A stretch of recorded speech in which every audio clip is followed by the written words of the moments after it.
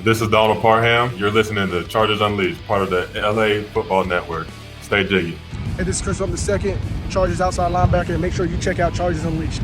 Shout out to Chargers Unleashed, Sebastian Joseph Day, you know the vibes, we outside. You checking in with Mike Williams from the LA Chargers, and you're tuning in to Chargers Unleashed. You're listening to the Chargers Unleashed podcast with your host, Dan Wolkenstein and Jake Hefner.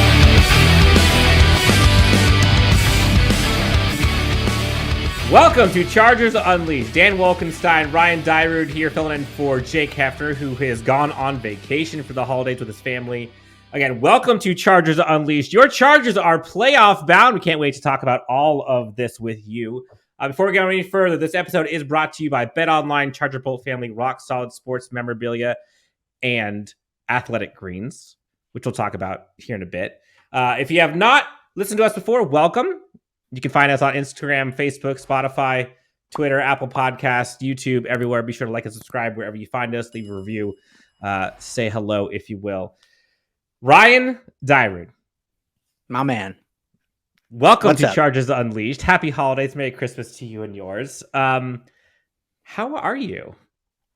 Great, man. Happy holidays. Merry Christmas.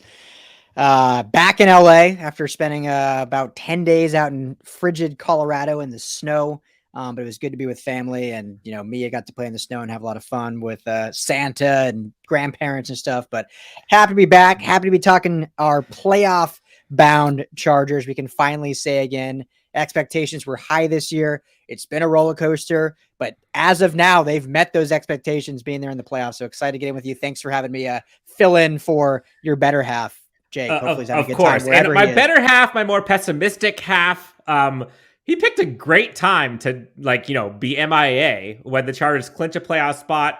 Things are roses, flowers going to Brandon Staley, and the pessimist half of us is now gone. Yeah. Interesting.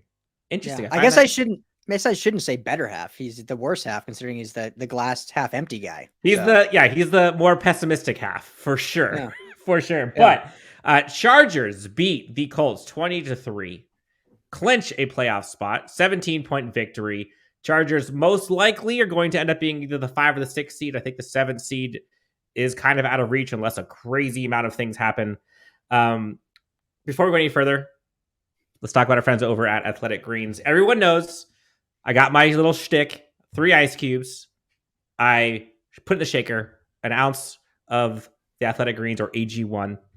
If you're looking to improve your gut health, vitamins, minerals, part of your everyday routine, Jake and I believe Ryan, you have as well, have been using this Liquid Death. I keep saying Liquid Death, using Athletic Greens now for a couple months. And honestly, when I don't take it, I don't really feel that great. Even with all the Christmas cookies that I'm eating, it's really easy to use. It takes the place of a bunch of all the vitamins and minerals that I've had to then use like 17 different pills for. With Athletic Greens and AG1, literally just take 1 scoop, 3 ice cubes, a little bit of water, shake it up, start my day off pretty good. If you would like to, they're now giving you free vitamins and minerals travel pack. Go to athleticgreens.com/Chargers Unleashed and go ahead and get yours and start your health routine now. Jake usually talks about how terrible his health is, especially when it comes to like fast food and things. And so this is like the one way he's able to kind of recoup some of that. Ryan, are you normally like the healthy guy, or like are you the 80-20 where like you're normally eating fast food junk and then you feel great the one day a week you eat a salad? I'm a horribly unhealthy guy. Absolutely. So you can't see like the lower half of me, but I've definitely put on the LBs. It's not just because of Christmas season. Definitely unhealthy. But here's like not about me, but I was talking to my dad, Dan, about my dad is, he's in his 50s. He's looking for, something to get better gut health. He had a big scare with COVID 2 years ago where he almost died. He was in the IR for almost 4 weeks. And so he's been looking at ways to really improve his health. And I wasn't even talking about AG1. I was just back home from Christmas. He's like, yeah, I've been looking at these different supplements, but they're like $150 a month for the subscription. They're not even that good. They don't even include everything. And I was like, well, shoot, we got this new sponsor, Athletic Greens. It literally checks all those boxes. It's half that price. It's going to make you feel great. So my dad started doing it now, and he's, a few days in and loves it and says it's like the best supplement he's taken. And he's tried a lot. I don't know if people remember like Juice Plus back in the day. Him and my mom were big Juice Plus, and nothing against Juice Plus, but this is definitely, I think, a better product than that, and you can get it for a lot cheaper. So your link's the place to get it. I'll let you drop that again and we can get into this. athleticgreens.com/Chargers Unleashed. Go improve your health, make your life easier in the morning, and feel better on the daily. All right, so Ryan, this has been a tumultuous 2022 season so far. I feel like it has been ridiculous roller coaster, full of all kinds of adversity. And the Chargers go out these last 3 weeks. Defense decides to flip whatever switch using AC/DC and just going crazy, beating the Dolphins, beating the Titans, and now beating the, let's call a spade, not very good Colts team, but same Colts team, beat the Chiefs, beat the Raiders, beat the Broncos, beat the Jaguars, 1 point losers to both, I believe it was the Eagles and the Niners. So like any given Sunday, right? But Chargers did their job and clinched a victory, albeit with 2 weeks to spare, which is like a weird feeling. Yeah. They're in the playoffs. Like, for how much crap has happened this entire season, I don't think anyone, including folks in that building, thought that they would be clinching a playoff spot at week 16. Well, I think before we even get into it, Dan, the actual play of this team and what they've overcome, for years, there's always been this cloud of the Chargers of this cursed franchise. And they couldn't get out of their own way. They couldn't win the close games. They had bad in-game management. Obviously the injuries, which obviously that was still a big case this year, but all these little things. And what was funny is going into, I saw multiple people tweet it. You were definitely one of them. Going into this week, there were 4 things that had to happen for the Chargers to make the playoffs. Obviously, winning was one of them. But in years past, those never would have happened because nothing ever went. I mean, just look at last year. Chargers needed a tie in the last week to make it. They make it to overtime and then lose that game in overtime. And so the fact that all 4 things, the 3 teams that need to lose, and the Chargers obviously win, it's almost like this season, you can kind of feel something special about it. What they've overcome, who's on this team, the love for this team, the buy-in these players have with this coaching staff, the overcoming of the injuries, all this stuff. And then with that, what happened this past weekend on Christmas, it just feels like something's brewing that's actually special, Dan. That's obviously, this is a special year, but it's something building for the future that I think is really exciting. Yeah, many gifts were under the Christmas tree. Lots of them were blue and gold. And I think it was weird. It was weird to sit there on Christmas and watch all of this stuff happen that doesn't happen to Chargers fans or the Chargers normally. And you're just checking boxes one by one. And it's a testament to the team's resolve. It's a testament to the players, the coaching staff, obviously. Brandon Staley, I think, deserves a ton of credit for kind of holding everyone on the rope, kind of keeping everyone together, because this season could have gone very different. And for the most part, should have gone different, considering how many things were kind of going as headwinds against them. So they go up against the Colts, kind of a slow start from the offense anyways, although defense was flying. I mean, you saw, I think you and our resident, founder of LAFB, Ryan Dyrud, he was one of the first people that I know that was hyped when the Chargers were looking at Brandon Staley, who needed a new coach, and he had recommended Brandon Staley. So you would know this more than I would, as you cover the Rams as well.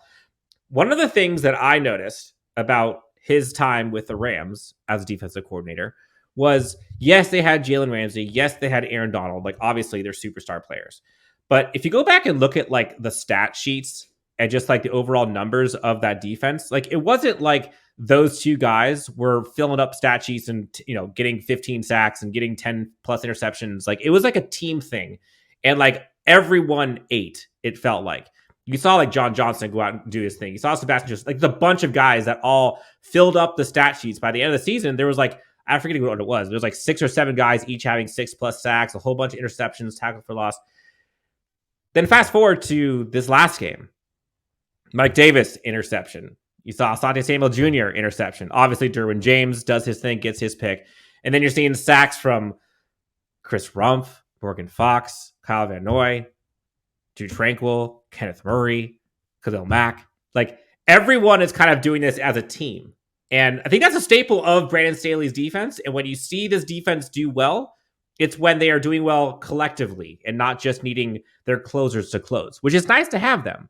But seeing the team collectively all pitch in for this, I think was probably the most bittersweet thing for me, was seeing a Kenneth Murray get hyped, to get emotional as they're winning, was seeing Morgan Fox and Kyle Van Noy and seeing Michael Davis. We all know kind of his story. You've watched Brandon Staley for years. Am I off on that? Is that something you saw too?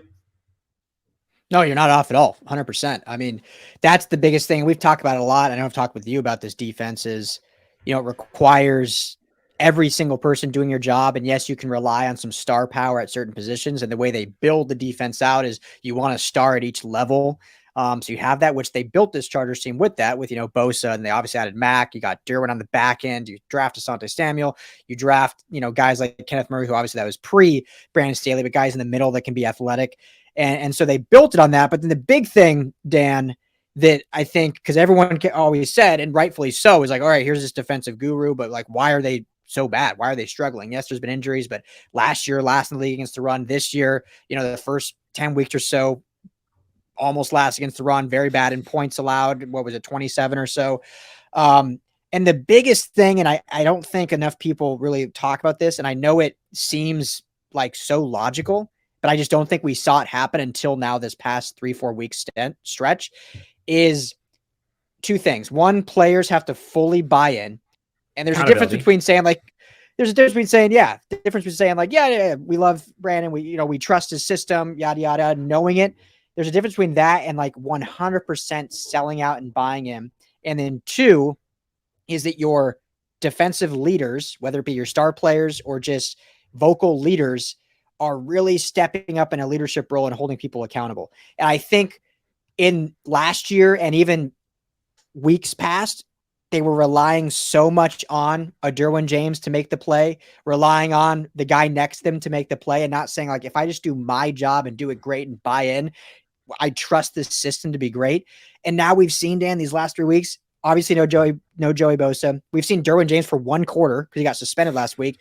And this defense is the best defense in football over this last stretch, allowing only 18 points a game. They've been dominant, multiple sacks every single game. We've seen Kyle Van Noy break out completely. And so I think, and I've said this many times, I'm not trying to pat myself on the back here, but if you look at the scheme since Staley's been here, the scheme has been good. The players are in positions to make plays. Unfortunately, they just haven't made the plays. The actual production and the output has not revealed what the actual projection was. Yes. Execution issue. And we've seen these last 3 weeks, guys are executing, and it's a beautiful thing. And it's interesting because, we'll get into kind of the offense versus the defense and the offensive struggles that we've seen. And trust me, it's not all roses here. We know there are things that need to improve. But when I look at kind of the offense versus the defense, on the offensive side, like it seems like a scheme issue. It seems like that's the major issue. It's not a talent thing, really. And I don't really think it's a execution thing, really, although sometimes it is. Sometimes it's boneheaded penalties and stuff. On defense, they're there. Like the players are put in the position to succeed, and then they don't. Like it. Mm-hmm. And I think you heard Drew Tranquil say after the Raiders game, there was kind of a come to Jesus moment, if you will, where basically that was where the team kind of got together and was like, look, it's on us. And there was like an accountability discussion on those players. And you're seeing kind of that pay dividends now. And for guys like Jazir Taylor and Dean Leonard on special teams and Mike Davis and Kenneth Murray talked about it before, Drew Tranquil has been balling out as of late. Khalil Mack, unsung hero. I know he doesn't get the stats, but my God, he has been so far the MVP of that defense. It's not even funny. But to see them literally be the number one defense the last 3 weeks, yards wise, production, like points wise, is like chef's kiss. And a lot of folks were on whether it's fire Staley's on the hot seat, Renaldo Hill, Telesco, whatever. Like there's a lot of people that were throwing shade without kind of seeing the full context. Ryan, the Chargers are now 9-6. They have clinched a playoff spot, which everyone talked about until he makes the playoffs, fire Telesco, fire Staley. Like, that's a huge check, not just for a one Brandon Staley, but also for Justin Herbert. Now, quickly getting into the game, it was interesting. Offense kind of struggled a bit until that second half, but the defense was flying around. I think I mentioned we saw the interception by Michael Davis. We saw one by Asante Samuel Jr. You saw one by Derwin James. A whole bunch of sacks. I think they held them to a total of 173 total net yards, which is insanity. And for a fan base that has had to watch their quarterback have to play Superman every single week for them to have a chance to win, it's nice to be able to kind of sit back and just let the defense win it for you. And I wouldn't even say that Justin Herbert struggled. Even the tipped interception, of course it's a tipped interception. That would happen. Now, should it have been thrown? I don't know. But that's playoff football. Yep. It's hard to go, to score 38, 35 every week. And the games that we've seen the Chargers win these last 3 weeks, that's how the playoffs go. And so I trust this offense. I trust Justin Herbert, Keenan Allen, and company to perform when they need to most.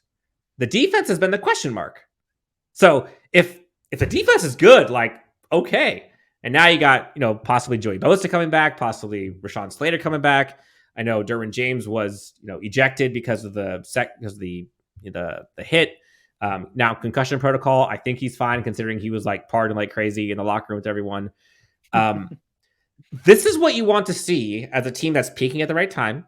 The coaching staff and players are all kind of bought in together. Khalil Mack's kind of talked about all the dinners that he's been purchasing week after week. So I guess the question for you, Ryan, is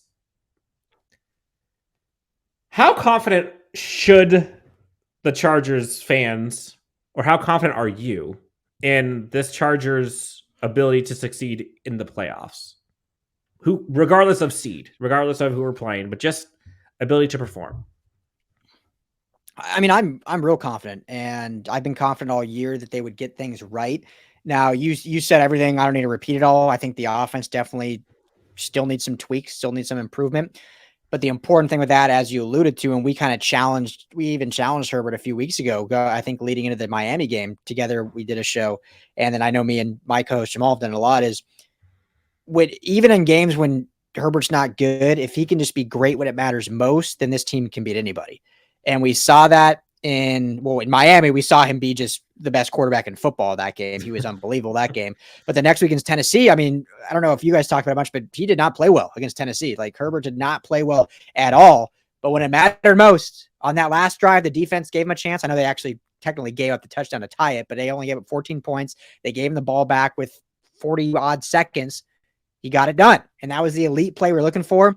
We've seen Justin Herbert be elite since he's been in this league, for 58 minutes. It was about those last two raising the level when it mattered most. And obviously he's had 12 game-winning guys. I know people have brought that up, but that stat means different if it's 10 minutes left in the fourth quarter or if it's 45 seconds left in the fourth quarter. And so the fact that he's now done that in this stretch, that for one gives me a lot of confidence because he's your best player and he's arguably the best player in football, or at least top 3. And then the defense you alluded to, the fact that they've now got it right and are probably going to be getting Joey Bosa. I know Brandon Staley came out today and said still no updates, but I would assume by playoff time he will be back. That's 2 more weeks. Obviously, Derwin James coming back. But the guys around them are playing so good. As I mentioned, Kyle Van Noy has been unbelievable these last few weeks. You can see he is fired up to be on this team. The buy-in around this system. Khalil Mack, you mentioned it. You mentioned a lot of the other guys. I mean, I think Drew Tranquil right now is the MVP of this defense if we're giving out awards so far this season. So I feel very confident. And the other thing I'll say is I know this last stretch, I know Miami was a good team at least 3 weeks ago. They've lost now, 4 or 5 straight, but they were good when they beat them. And I know that Tennessee and the Colts don't seem like these elite teams, but they're winning games they have to win. And even in tough games, when you look at 3 of their 6 losses, 3 of those 6 losses have come twice to the Chiefs, once to the Niners by a combined 10 points. And those are playoff teams that now that they're getting healthier, now that the defense is improving, now that Herbert's having that crunch time play, I feel confident they can go in and beat those teams because they brought them to the brink in the regular season when they weren't playing their best. And now they are playing their best in playoff time. I'm all for it. And I hope we get that round 1 matchup against Joe Burrow. I think that'll be so much fun. All right, so you're wanting the Bengals. I was actually there in Cincinnati last year for that game where the Chargers won, and boy, was that fun. Yeah. You know, it's a weird feeling covering this team, like not being so stressed going into week 17 right now, and not feeling like, you need everyone and their mother to help you to finally get in. What's up with the offense? I think you hear so many people talk about it, and I think there's a lot of nuance to this, in my opinion, and people are very quick to blame Joe Lombardi, which a lot of it, and I'll be honest, a lot of it is rightly so. However, why? I think some people tend to kind of take the easy way out and are a little lazy and not fully knowledgeable of what exactly is wrong with the offense, and so they'll just kind of make stuff up. And so, in your opinion, you've covered it, you're a smart guy. What is wrong with the offense? If there is something wrong, in your opinion. Yeah, I mean, I think there's a few things you can get into. The biggest thing for me is the lack of running game. I think that is, and whether you blame play calling or what, and I want to say this very eloquently because I absolutely love Austin Eckler. This is zero shade. I'm not one of those guys saying like he's cooked, he's done. I'm definitely not saying that. However, if we're just being honest, and especially just at this season, at this junction, it's very hard to say he is a pure elite 3 down in the trenches between the tackles running back. And it's not because he's not good. Weapon. Yes. He's an offensive weapon that can absolutely be elite in the passing game, can be a change of pace back. But I don't think, even if we're being honest with Lombardi, maybe even if we're being honest asking Austin Eckler, he would say, yeah, I should get the ball 27 times in between the tackles. And you look at just the season up to this point, only 1 game with 100 yards rushing for Austin Eckler. And that was against Cleveland back in whatever that was, week 4 or 5. No games over 100 other than that game, and very few games over 60 yards. Most of the games we're seeing 39 yards rushing, 45 yards rushing. And so this game, we finally saw 25 plus carries. I pound the table all the time. Like, you have to run the ball 25 times plus. Even if it's not efficient, you're forcing the defense to be physical. You're tying them out. You're at least keeping them honest, and you're not just dropping Herbert back 50 plus times. So they were at least balanced this game, but I just don't think they're getting enough. And when defenses know, or they're just able to shut your run game down, it allows them to drop guys back. And so everyone talks about this deep passing game, and it's all dump offs and it's boring. I mean, put on the tape. There's so many routes that are 20 plus yard routes. Guys just aren't open because you have 2 high safeties. I mean, listen, Brandon Staley comes from the Vic Fangio tree, who is an offset of the Tampa 2 system, but it's a cover high 2, which is literally built to slow down big arm quarterbacks. So you don't think other defenses out there are like, oh, Brandon Staley is the coach of this team. Justin Herbert's this big arm quarterback. Let's maybe mimic that defense this week so we don't let him beat us deep, and let's drop 2 guys back, and let's keep 3 quarters high, and let's not give stuff over the top. Like, this is the NFL. Like, defenses are smart. That's why these guys get paid a lot of money. That's why these defensive coordinators become head coaches. And so in order to alleviate that or beat that, and the way the Packers beat that against the Rams in 2021 when Staley was the defensive coordinator, was they gouged the Rams defense. Aaron Donald was hurt that week, gouged them in the run game. And then finally, after 3 quarters of running the football efficiently, Aaron Rodgers was able to pick apart the secondary and do stuff a little deeper. If you can't run the football, and Austin Eckler's averaging 3.2 yards per carry, Joshua Kelly is only getting 4, 5, 6 carries a game, that is where this offense has a deficiency. And I don't know if it's fixable at this time. Maybe you run Austin or maybe you run Kelly more. Maybe you get Isaiah Spiller, who you drafted, more involved. I would love to see, this is a different conversation, but I'd love to see them get Zach Charbonnet in the draft next year in the 2nd round. But that to me it's not necessarily a play calling from the passing game standpoint. It's not necessarily a Justin Herbert issue. It's just the lack of run game makes you a little one-dimensional. And maybe it's the personnel, maybe it's other things, but that is, I think, the big issue right now with this offense. And a couple things just to kind of back up your point. Austin Eckler so far, 183 rushing attempts for 759 yards in the season, 4.1 yards per carry, averaging just 50 yards a game. Joshua Kelly, averaging again 4.1 yards per carry, averaging just 20 yards per game. On the total for the season, the Chargers are averaging 84.9 yards per game on the ground. Not good enough. Yeah. especially if you're trying to go deep into the playoffs. It's really hard to win solely on the arm of your quarterback throughout the playoffs. At some point, you're going to have to churn some clock, which you see the Chargers do, which is that's the nuance part. In the fourth quarter, the Chargers had that, whatever it was, 7-minute drive, which they've had a few of them now, where they're able to go 6 of 9 plays are all runs, end up with a touchdown. Mm-hmm. Sometimes it takes time, but you're right. And I think they're trying to get this team more balanced. It's not about deep downfield throws or attempts. Ryan said it, but I have a thread of literally hundreds of times where Chargers receivers are running deep downfield and either protection isn't holding up or the routes are too far gone already, or he's already checked it down, or they're just trying to get a first down, so he gives it to the easy receiver for the first down. There's a lot of layers to this. And I think this conversation, comes down to me with it's not about we're not being aggressive. I think it's about we're not being creative in our aggressiveness. And so defenses seem to know what the Chargers are doing, and rightly so, because the Chargers do a lot of the same stuff. And so the creativity is kind of what I'm feeling I'm lacking. And so, look, Lombardi is on the hot seat. You have a quarterback like this. You have an offense with this many weapons who are now healthy. I know it takes time. But, it shouldn't be a struggle to score 20 points, regardless. Yeah. It just shouldn't. And so I think that's what I'm interested to see these next couple weeks, how much they actually showcase in terms of trying to improve on the field.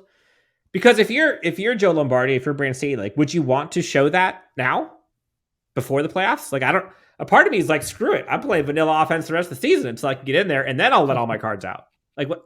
There's no advantage other than winning a game to showcase what you can do in the playoffs. I just do you see it changing anytime soon?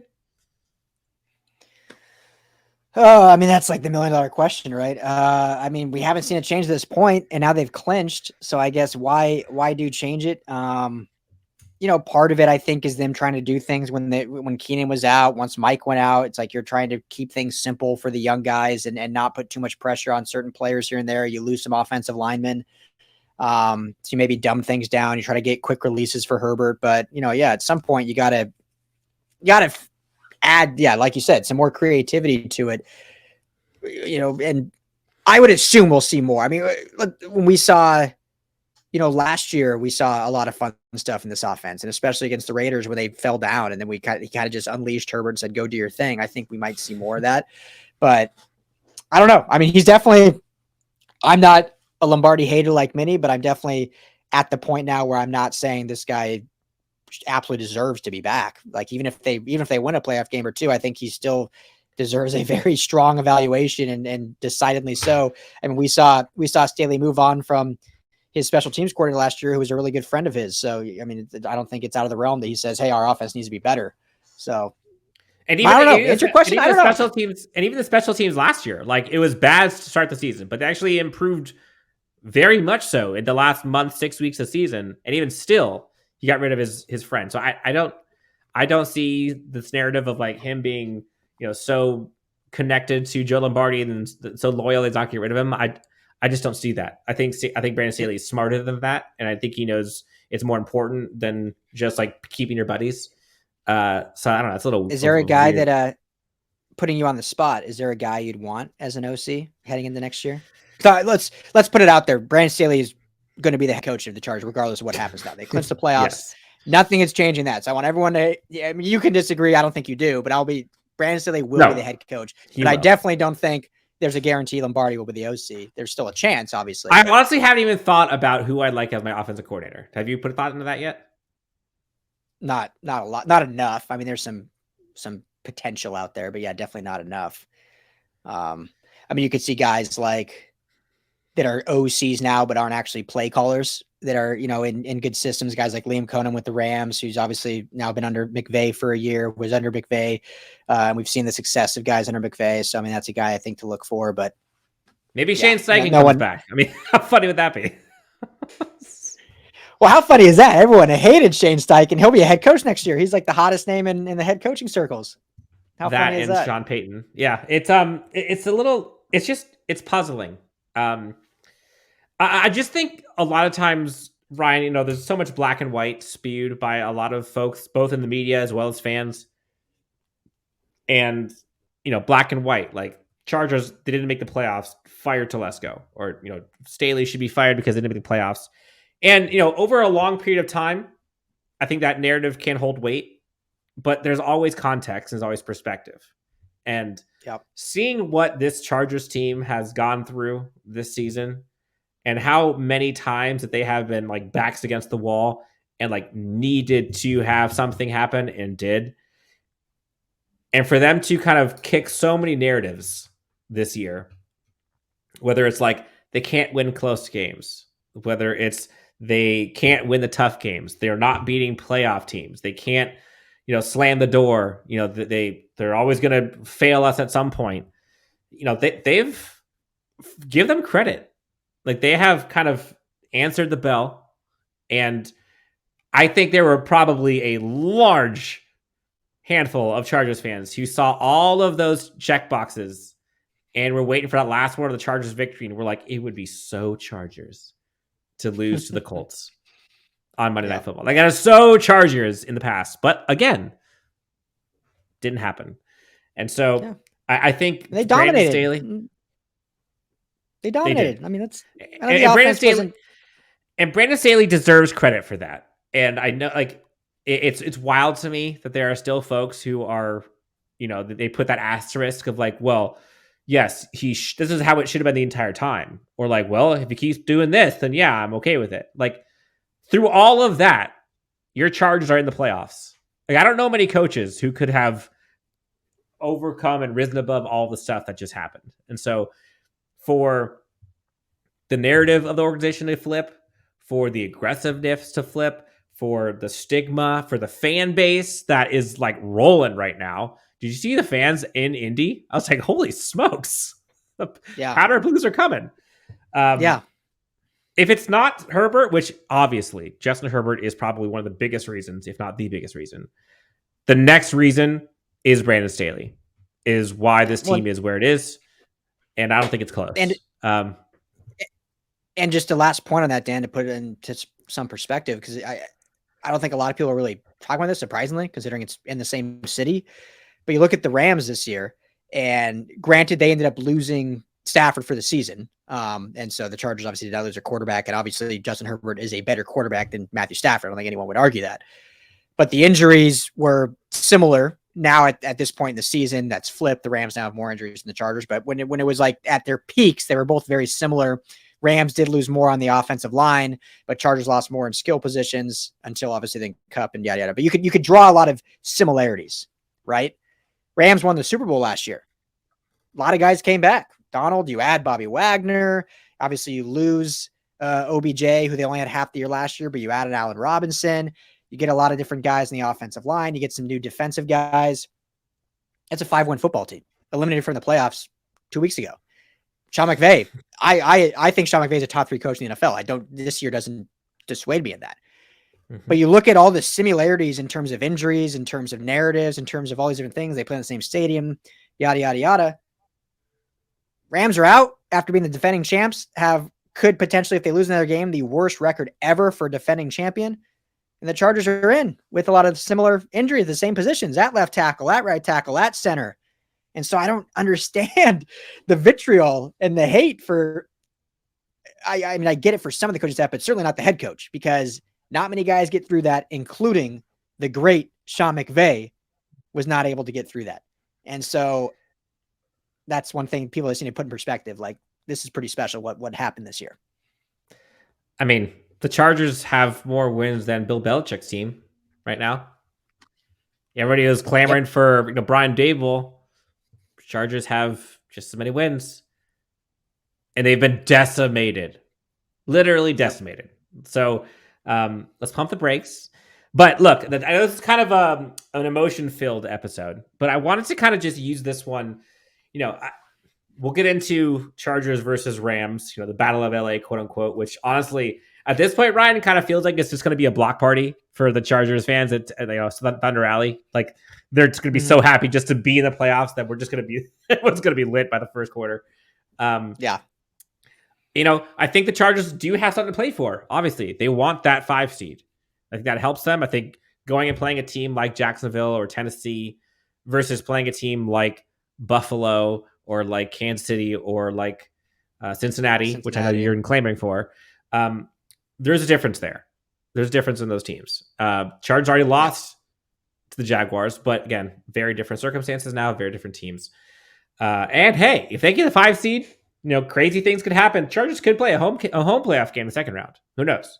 You never know. Ryan, any other key takeaways from you from this past week, other than Chargers win? They dominate the team. They dominate a team they're supposed to. They're now in the playoffs.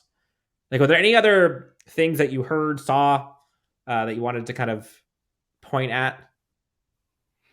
Yeah, and last thing I'll just say real quick, you mentioned the 5 seed and why that could be so important. And I know this is the Chargers show, Chargers Unleashed on our network, but Rams last year were a 5 seed and they got a home game in the NFC Championship against the Niners. So that 5 seed can be much better than the 6 seed because you could definitely get things happen in the playoffs and you could get that home game. So, but I think also this is different. I think the Chargers are almost better on the road. It's as weird as that is. They just seem this year, they play really well on the road. Obviously this win comes on the road.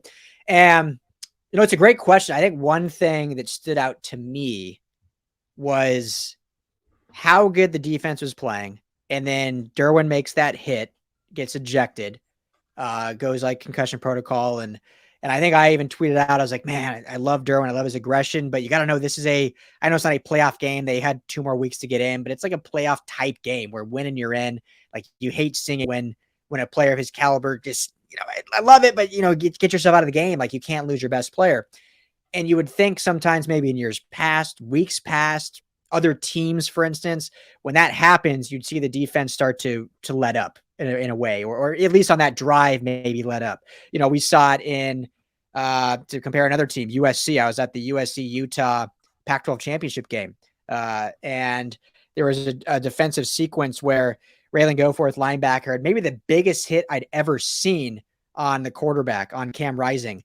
And it was like that moment where you're like, okay, the defense is going to snap out of it. A player leaves the game, and then Utah makes a big play after that, goes out and scores and kind of like relinquish that. So it's like one of those where Derwin goes out. It's like, are the Chargers going to give up a little bit? Are they going to do?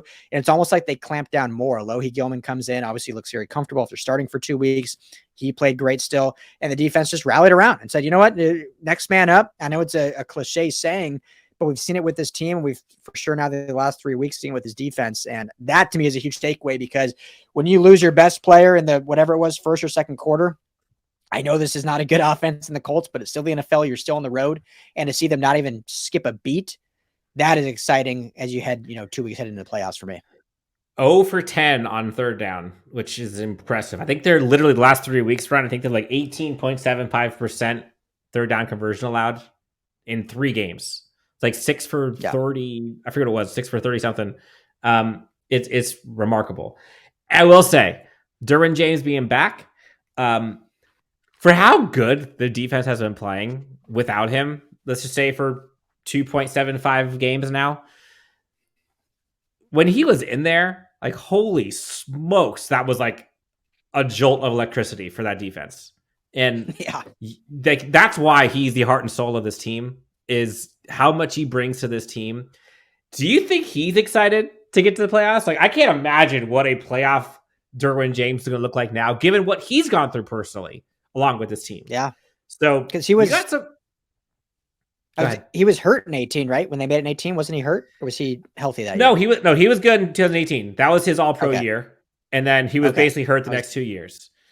That's right. But you think about like the hunger, right? And I know I'm the optimist. I know I'm the guy that's always positive, but like you think about like the hunger on some of the, for some of these players, like a Khalil Mack. I remember training camp. I was there when they asked him, like, how hungry are you? And he's like, I'll show you. You think about Joey Bosa, Keenan Allen. We've talked about his desire to win a chip. Derwin James, we know. Drew Tranquill has been through a lot. You talk about, it goes down the line. I mean, Justin Herbert, say what you will, like how much crap he's been given. Austin Eckler, like these guys, like they're like that's their life right now, is trying to get this. And so if they have an opportunity, and everybody talked about just like, give me an opportunity to be in the dance. It's an exciting time. Los Angeles Chargers are in the playoffs in 2022. That's what everyone sought after at the beginning of the season. They now have a chance to go up as far as the 5 seed in an AFC that is loaded with quarterbacks. And so that's going to be crazy come playoff time. But Ryan, thank you so much for joining us on this one. I know this is a bit of an emotional discussion we had today. Not so much tactical, because at this point it doesn't really matter. Chargers clinched. And now it's going to be about fine-tuning everything between now and the end of Week 18 before we figure out who the Chargers play in the playoffs. Ryan, between now and New Year's Day, Chargers have played the Rams. Anything fun with you and your family happening? No. Well, thanks for having me on, as always. I know we talk all the time, but it's always fun to actually jump on and talk Bolts. Nothing planned. We're still trying to figure out some New Year's Eve plans. You know how it is when you have a little child. That certainly changes things and makes you want to stay closer to home and just kind of take it easy. So last year we had COVID on New Year's, so we stayed in. So this year we'll see if we go anywhere or just take it easy too. Because obviously, unfortunately, with that, I don't know if you felt the same way, but with the game being flexed out of prime time, it's like, well, now we got to be at the stadium at 9 or 10 a.m. instead of being able to get there. Yeah, instead of being able to get there at 2 p.m. for a 5:30 game. So, but What about you? Any plans? No plans. I'll be at the game. I do have some family coming in, so we're going to be going to the Chargers-Rams game on Sunday. I'll be bringing a little one and my wife, so look out for Chargers little bear. That will be Avery coming. No, otherwise I'll just be over here excited, happy as a clam that our Chargers are in the playoffs. For Ryan Dyrud, you can find him at Ryan Dyrud LAFB. Myself at Dan W Sports. Jake Hefner will be back soon, I promise. He's now basking in the sunshine, wherever he is. But until next time, we'll talk to you next on Chargers Unleashed.